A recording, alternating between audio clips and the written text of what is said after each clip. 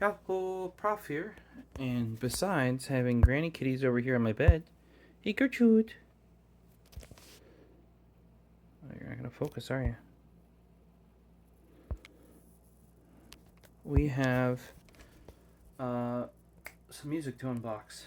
This is something that has been right over there from Japan that I have been waiting on for a while. This is a number of special editions from one of the bands I quite enjoy. Sadly, I would have gotten to this sooner tonight, but one of the drives that was rebuilding in the server decided to mysteriously lose its formatting shortly after it finished its rebuild. Passed three passes of full pre-clear, and then proceeded to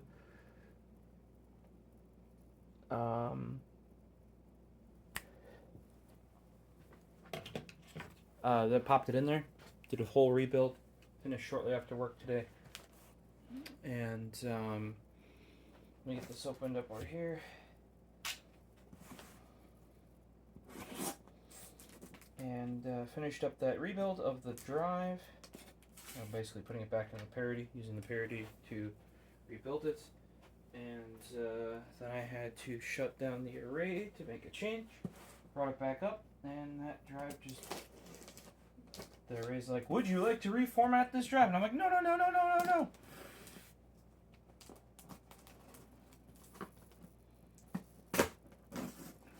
So, at that point, I actually purposely kicked the drive from the array, and that way the parity could kick in, and because the disk, you guys are running the disk, like the physical disk, lost the formatting. The disk in the array did not lose the data because of parity, but had I reformatted the physical disk and told the array that, it would have ignored all the data that was on it. So by pulling it, I actually retained my data. I know it seems counterintuitive, but that is actually what happened. Then I did as I have an extra 8 terabyte. Purposely bought one after all these issues. I previously would always have an extra, at least one drive of the biggest drive, because normally I wouldn't want to purposely replace an 8 terabyte. But the thing with Unraid, for those that use it, is if you have an 8 terabyte, for example, or say a 4 terabyte, and you replace that 4 terabyte with an 8 terabyte, you can never go back to a 4 terabyte. It's always same size or bigger that you can replace the drives with. Which, when drives are super pricey, like they are lately, well, I wouldn't say they're super pricey. They're definitely not cheap. Let's say that, okay? Wait, are these vinyl?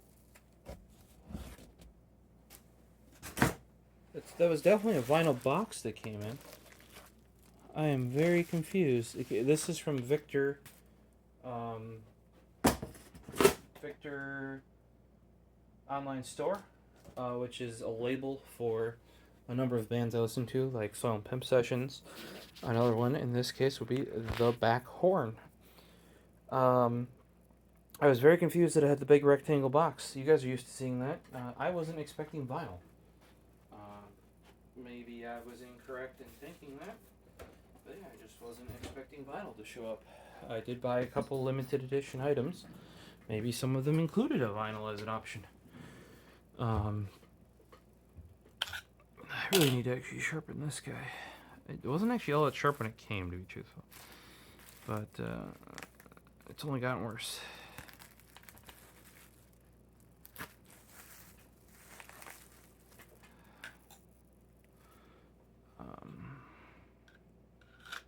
Still love this thing. Looks like a letter opener. Works great for this sort of stuff. Also, then if I have a real knife that I need to get a bit gooey with tape and stuff, I don't have to worry about that one, because that's the letter opener one. It doesn't matter that it's all gooey, and I don't get the... It's a fine knife. It's not like a nice one, so we can care a little bit less about it. I don't even know what's in all this cardboard. straight up no idea. That's all folded cardboard.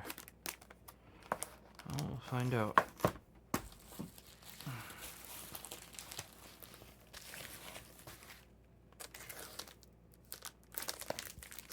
Movie tour special issue. This is definitely a little bit bent. LP 2028 2. Oh, I had no idea I was actually getting a vinyl. Huh. Let me double check my order really quick.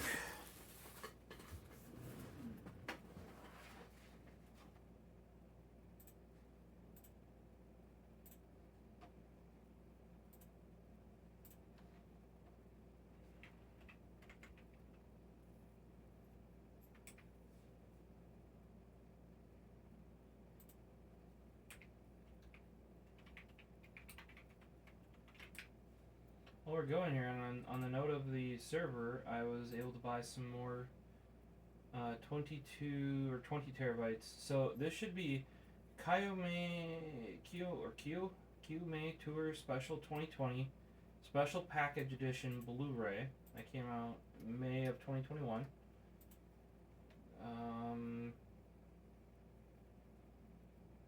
LP size jacket specification. So it's something that TK has done, where to get the bigger like artwork on it, they used an LP case, like, you know, vinyl size thing. But yeah, this should have. I was wondering why it didn't get like stopped in customs, but like they couldn't identify it. It's actually a Blu-ray. Interesting.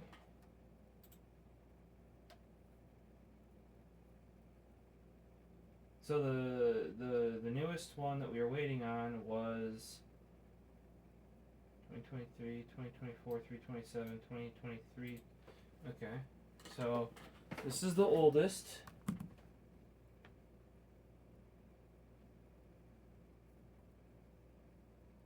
Then this one. This is the one I purposely knew about. This for a while was a member exclusive, so you can zoom in. Okay, so this is not a vinyl.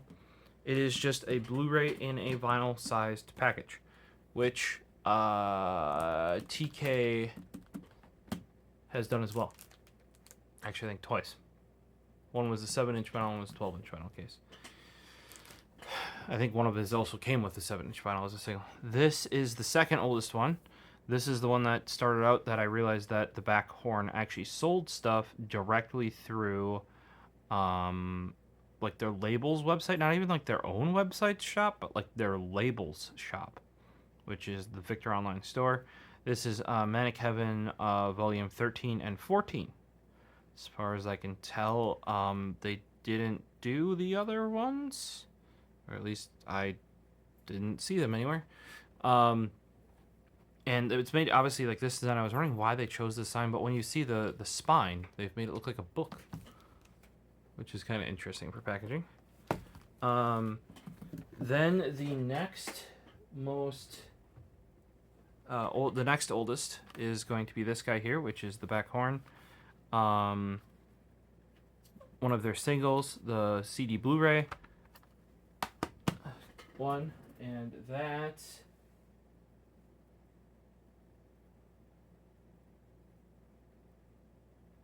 25th anniversary community. Okay, what that remains at the end would be the English one, so it should be CD Blu-ray plus Shield. Did I miss something in the box? In the boxu?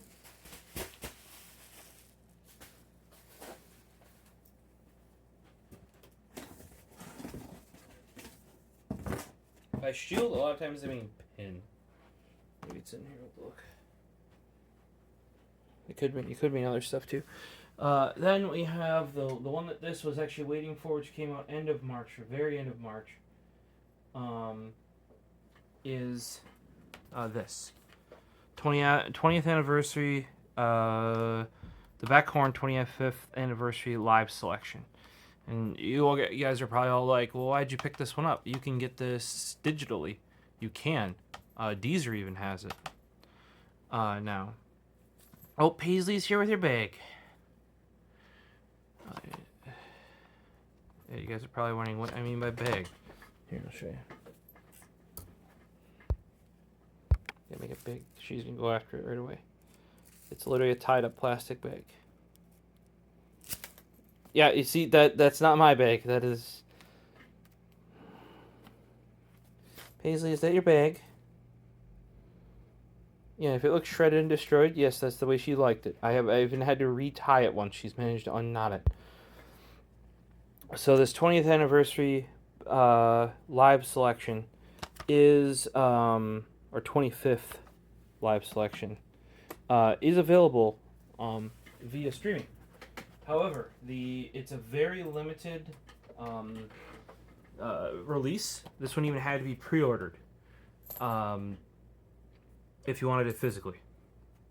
So I was like, oh, I should pick it up then. I think it also comes with something else. Like, I don't know if it's exclusive tracks or something like that. I would have to read the description again. Translate to English, please. Limited to Victor online store. Cannot be canceled. Will end as soon as the predetermined quality is released. Customers made reservation after 3/25 will not be shipped until later. Yep. Released exclusively on the store on the 27th. So it also could be, let me look it up real quick. It could be that the live songs that you can get on streaming are just the ones that are already available that they've made into a playlist, because that is a thing bands have done as well. Where'd you put your bag, kitten? Oh, here it is. I don't know if you heard that, but she immediately grabbed it out of the air before it even finished flying. So 25th anniversary live selection has 14 tracks on it. Yeah, so it's only the first disc. You do not get disc 2. I knew it was something like that. Either way, if I'm gonna buy something physical, I want, like, and even bother to import it. Like, all this, if you guys are wondering, this company, you have to register. You have to have, I think you might even have to have a phone number in order to get texts from. We've cleared all those. I just don't have the Japanese credit card or bank account to clear some of the other hurdles. But I still have to go through a forwarder. So this was delivered to my forwarder, and then I had to pay. Usually choose DHL. It's a little bit more expensive, but it is Tuesday. This shipped on Monday. I should say it came Tuesday afternoon, and it shipped Monday Japan time, which would have been Sunday. But it came from Japan. I can't get things from Illinois that quickly. And not that people are taking that long to ship them. What I mean is, like, once they're shipped, I can't get them from Illinois that quickly. Oh! There you go. Remember how I said it was numbered? There you go.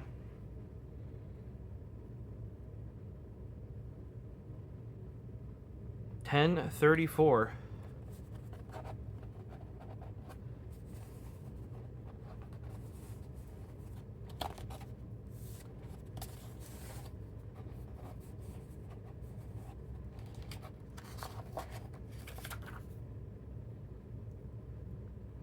Yeah, so they're saying put the little ones up top, put the big ones on the bottom. I mean, I can't read it, but I can understand a diagram. And that's a CD in there, I think. Yeah. IFPIL 245. You guys know me. I'm gonna have to open that up and see if I can rip it. Right? I mean, what's the point otherwise, right?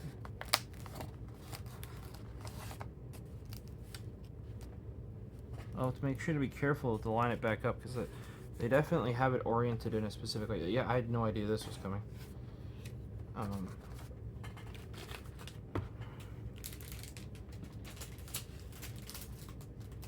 I mean, 1,000 isn't that rare, I guess. I'm also not a member of their member club because a lot of the stuff I can't read or enjoy. Because a lot of it is, I would be if I could understand the language, because a lot of it is like interviews, or they'll have sit downs, and it's like once a week. 9mm does that as well. I know Bump I believe Bump of Chicken has stuff like that too. Really cool. Bump of Chicken I used to actually be a part of, even though I didn't understand half of it, because the other half during Corona Chan was like additional live performances. So it's kind of cool. So there's a disc in there. I'm wondering what that disc is. And this is definitely 2 discs, and you guys are like, how do you know it's 2 discs? Well, if we look here, we pop into 2. This says NCS 10290-1.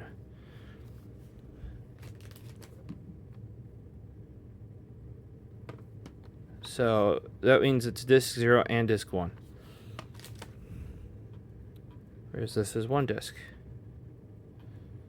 Right? And this is 2. So obviously it's Mancave 1 and 2. Well, actually, this might be. We can open these up the rest of the way. Some of these, like these shrinky wrap ones, I don't mind just yeeting the covering on. The thing that you just saw me reseal, or like this big guy down here, the vinyl sized one, I generally keep the wrapping because it'll protect it. And there's info on the wrapper about what you purchased.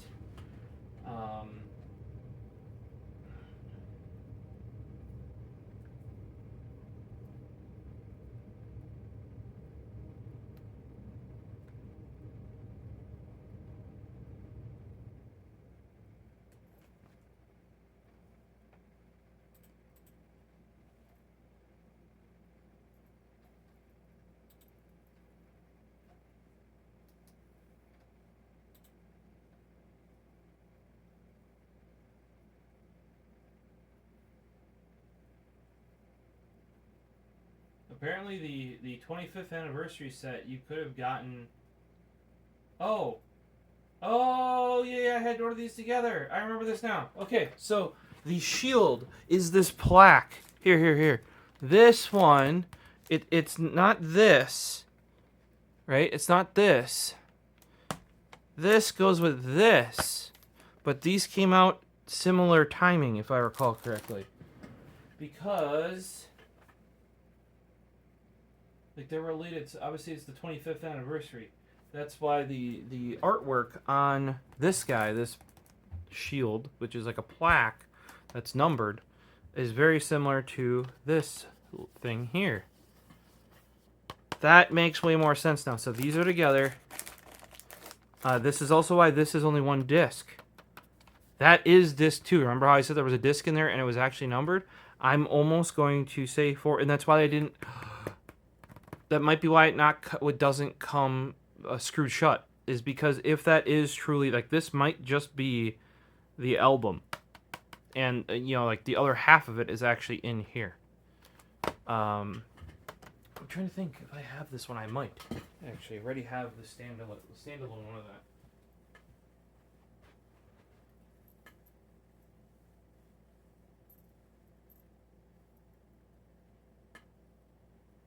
My eyes are not good enough to tell.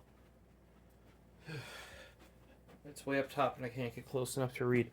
But either way, this makes way more sense now. So,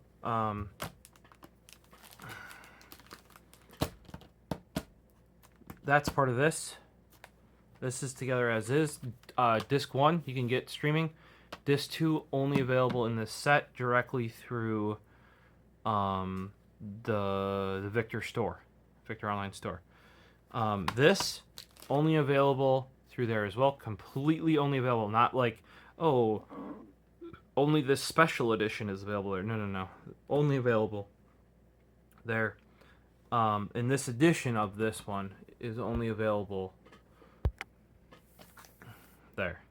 So, in this one, since this one I knew, I didn't know that one existed, but I was just looking through their stuff and I'm like, hey, since I'm spending all this money to order, basically, I'm paying for shipping actually in Japan, it's got to be subsidized. Shipping in Japan is not bad at all whatsoever. Um, but since I have to pay to buy it, pay to ship it from here to my forwarder, and then forward it all here, forwarding this was almost as much as one of these items, easily. Actually, I think more than one of them, because one of them's pretty cheap. Um,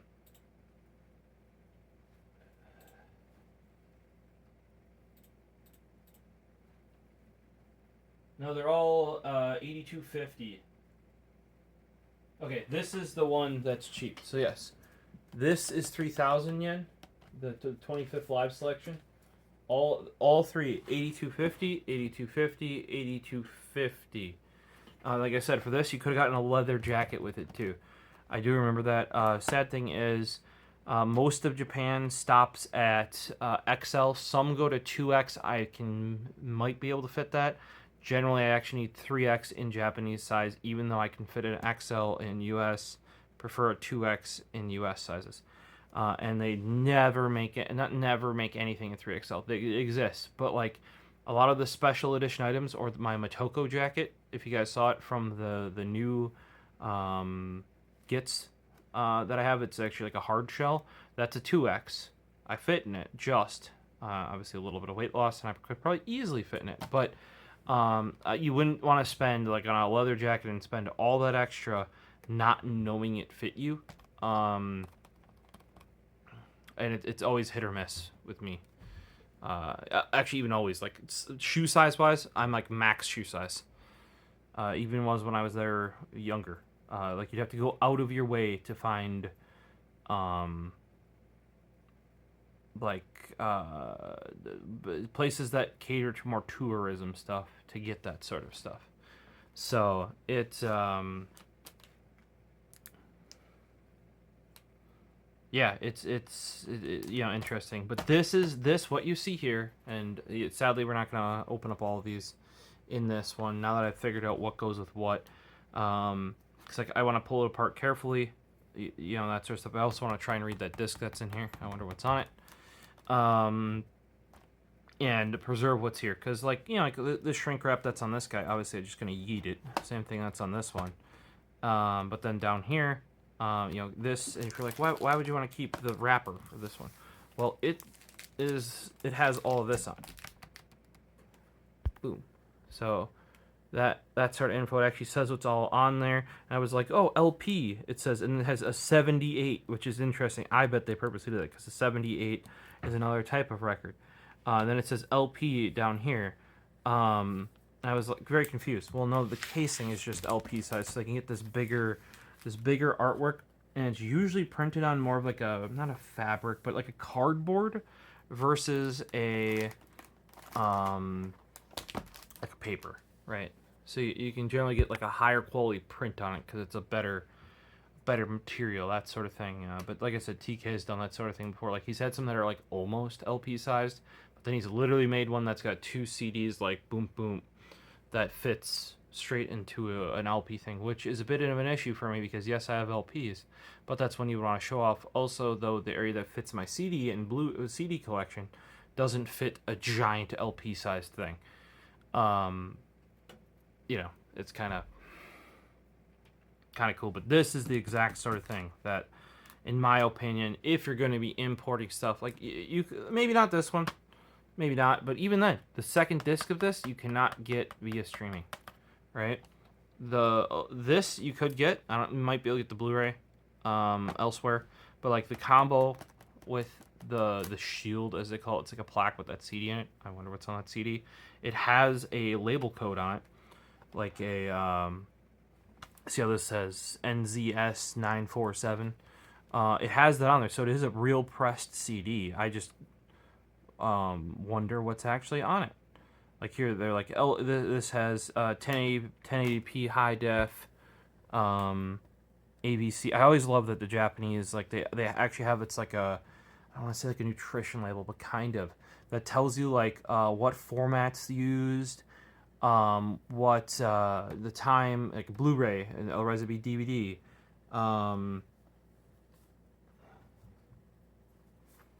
Looks like that's somewhat going out of fashion because it's not on... Well, these are CDs. Hold on here. Yeah, and you're not going to see this because that's like the label on the outside. Now this, if you're like, okay, you want to preserve this bottom one, right? This label here is stuck onto just the normal shrink wrap. Normally what I will do is I'll tear it off and I'll cut this out and keep it. Just so I have the... keep the label. Normally you would just slide it inside of the like jacket or something like that. Now this is a bit more complex, so I don't necessarily know where I'm going to put it, but I will find a place so I don't lose it. And if you're like, why get rid of it, blah, blah, or like, why keep it? Sometimes there's information on here that is only on this label for some of these albums. And when I'll do an initial, I used to only do like a very high-end rip, but then a lot of times, what I mean rip is like to digitize it, because I do have a CD player. You guys might have seen that I picked something like that up. But that's not how I mostly listen to it. I want this to go. I want this to listen to this wherever. I own the CD. I should be able to do that. But I'll do a quick initial pass, like whatever the automated system picks up, that's what it'll run as. But then I will do a much more in-depth rip that I'm manually taking all the metadata. Turns out, actually, if you're running like in the booklets of these, many times that's the only place that will have like they'll actually have like who played the guitar on that track, who arranged that track. And the only way you get that metadata most of the time is manually doing that. That is why CDs generally are physical media, especially CDs. Like CD has the Red Book standard. Every main label follows that. You don't always get CD text. A lot of times you do though. And there's just the most data in there, because when it comes to streaming or digital downloads, there is no requirement for any of it. And King Arthur just showed up. Hey buddy, how's it going? There's like no requirements when it comes to streaming and digital releases. So sometimes you get more because it's digital, right? Because they have umpteen amount of space. Like where a CD, where there's actually a limited number of metadata spots to put stuff. Now, a lot of times they either have to, like, there's a minimum required amount that's filled out that a lot of US labels don't follow.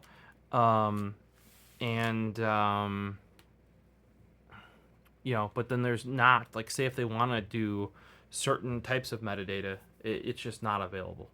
Or there isn't a spot to put it, sort of thing. Whereas when you go digital, you can, there are standardized spots, but you can always make your own metadata like slot if there isn't one for it already. A lot of them are standardized though, because a lot of data is in there, or can be in there, I should say. But that's still one of, like, and sometimes the only way to get that is with the booklet. And be like, oh, you can just look the booklet up online. Remember how hard it is to get some of these, especially with these being exclusive to certain resellers. In this case, like, it only is sold through their labels shop, the Victor Store, or I think it's a Victor Online Store or Victor Store Online, something like that. It's not even sold through like the band's website. Whereas more often than not, like say this has a Blu-ray, you might be able to get the album streaming or even digital download and buy it, that sort of thing. But the Blu-ray, you can only get that media on the physical Blu-ray. Sometimes bands will allow like a 480p digital download. Very rare to get a high, like a lot of times the YouTube version of the music video is better than the one you can pay for, which is kind of interesting. Or the Vimeo one especially will be better. Some of those are even uploaded in I don't want to say raw. What's the ProRes? They're uploaded in ProRes. So and if you know what you're doing, you can yank it down from Vimeo and ProRes as well. Wink, wink, nudge, nudge. So that's way better than the 480p. But often then, if I know that that's what happened, is I'll pay them for the 480p. But then you go and get your full res from, you know, where you can get it. Let's put it that way. Yeah, so like they give you reasons to buy physical ones. We've talked about that before. But in this case, they're actually saying, like, go directly to us. This has a limited. You literally get a plaque with a number on it. This one, they're only producing X amount of them. Second disc, straight up not available as a digital download or streaming. Now the back horn, as of this, when they're pushing this out, and actually this one right here, if you guys are wondering, this is you're not buying this for the single, 2 tracks. I'm buying it for the Blu-ray. And that's because it actually has a whole I don't know if it's a single concert, and some of these do single concerts in their entirety. Some of them will take a tour and then chop up the best version, like the one that they feel is the best one for each track that they played at various venues. Also, sometimes only certain venues are wired up and hooked up to be high enough quality to record for a Blu-ray. So sometimes they'll only pay for have one concert venue hooked up that well. Other times they might have 2, 3, 4, 5 of their, however 10, 20 spot tour at most. So they can cut some together. Other times, usually when they do the single spot, it won't be like a tour one. It'll be this live show at this place one. So it kind of depends.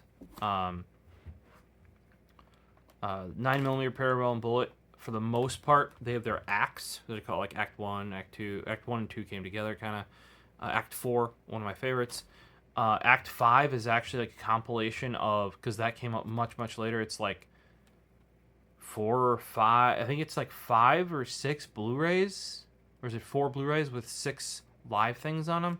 It's a lot. All of those are always compilations. Like they're about a tour, which is like a tour of an album.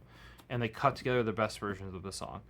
And they make them flow together very well, yada yada. So it's almost always extended cuts of them, stuff like that. Whereas then when you buy their singles from 9mm parabellum bullet, that'll be like a 45-minute concert or something like that, like a chunk of a concert.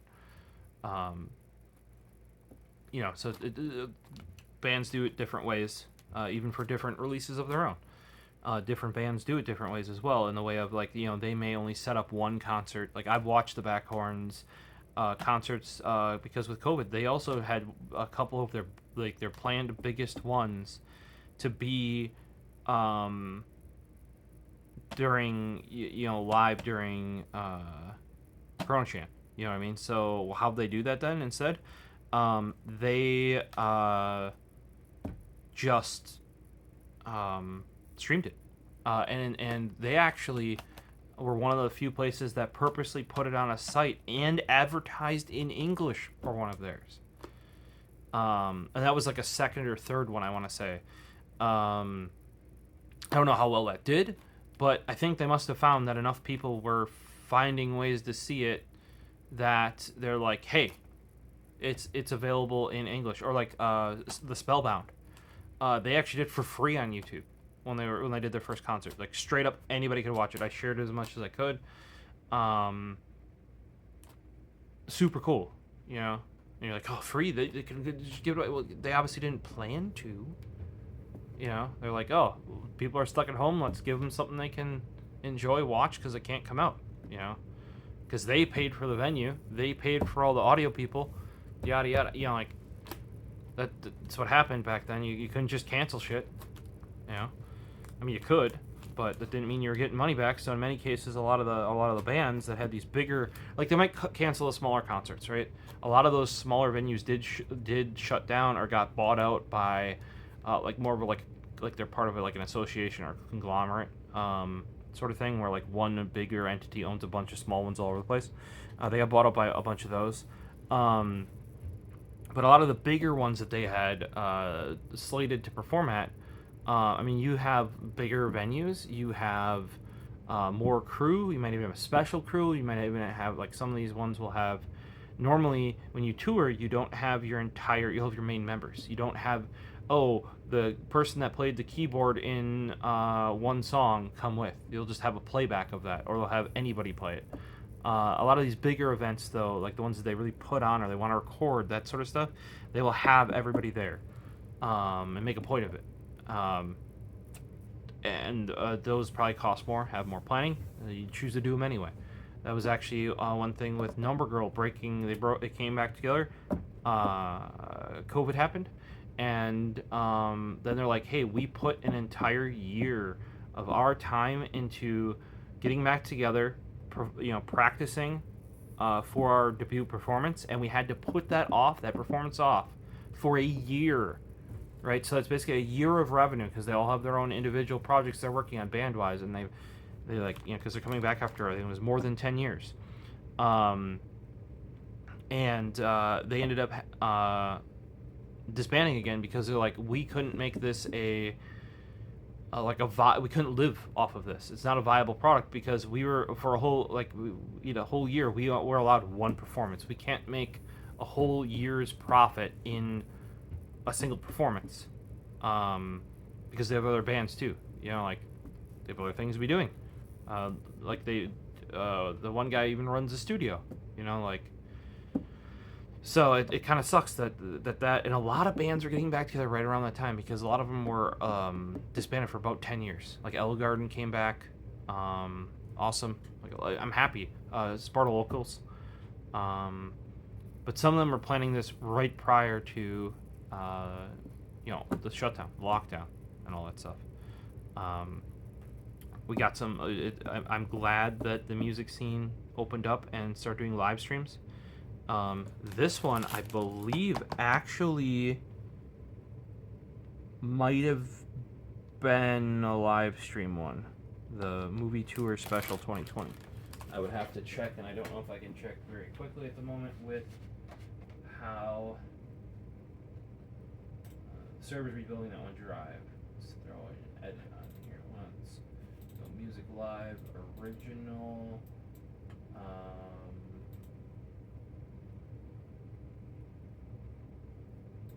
Packhorn 96. YouTube 1, YouTube 2, YouTube 3, 4, 5, 6, 7.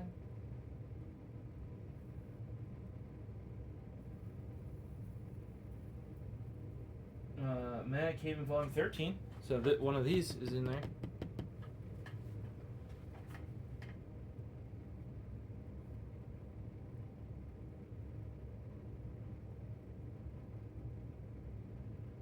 I did a bad job sorting, because I also know there's just a folder of them that aren't even sorted. Vomits everywhere. Yeah. Just say at one point there were so many doing so many of them that I was just like, download, record, watch. Like, I watched all of them. Towards the end, I actually, because of work and stuff, that was hard to do. I do a volume 14. This is at Using Studio Coast. So I have 13 and 14 I was able to watch. I swear this big one down here I also saw as well.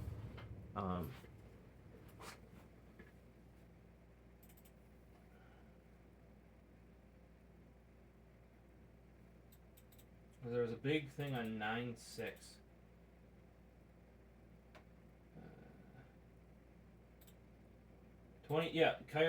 Movie Tour special. Yeah, that was one of the big ones. It was on 9/6 of 2020. I watched that live. That was a banger right there. So, though I might have seen a stream of it, a lot of these were 720p for them early on. That just seemed to be whatever. I think they did 60 though, so they prioritized 60p over 30. 1080, because it's for whatever reason, most other people would just do 1080. I don't think anybody did 4K. Pushing 4K is hard, guys. A lot of these places, though, TK stuff, they would push 1080, very high bitrate. They'd even do 5.1 surround. So streaming, which I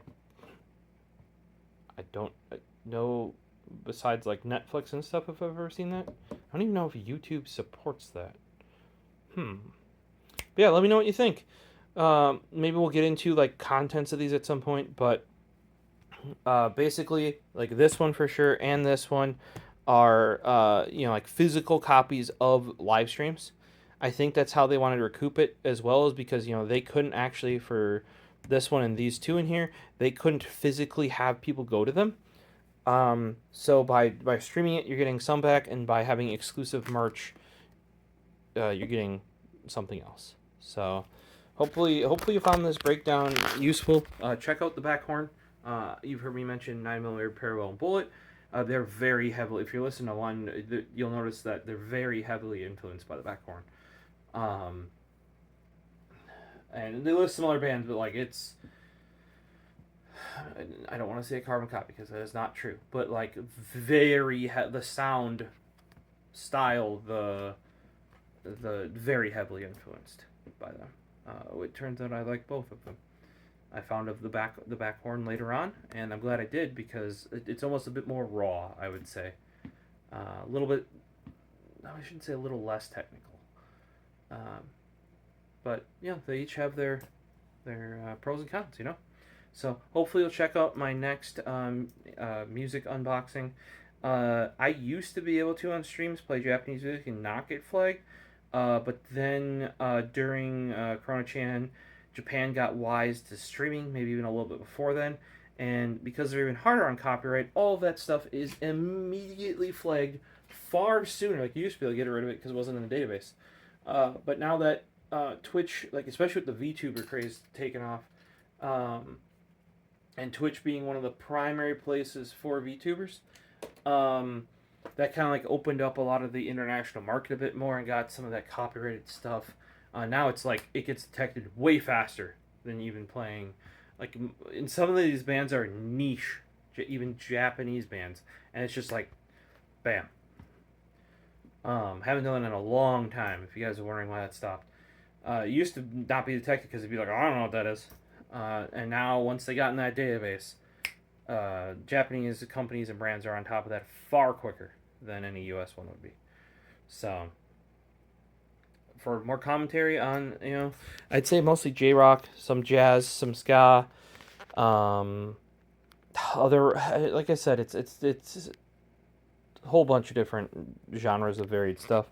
I generally follow artists rather than genres, and just because I like a genre doesn't mean I like an artist. Some of the ones I listen to are like, you don't like hip hop. Why is you listening? I don't know. I just vibe with them and I like their album. So, that's what we go with.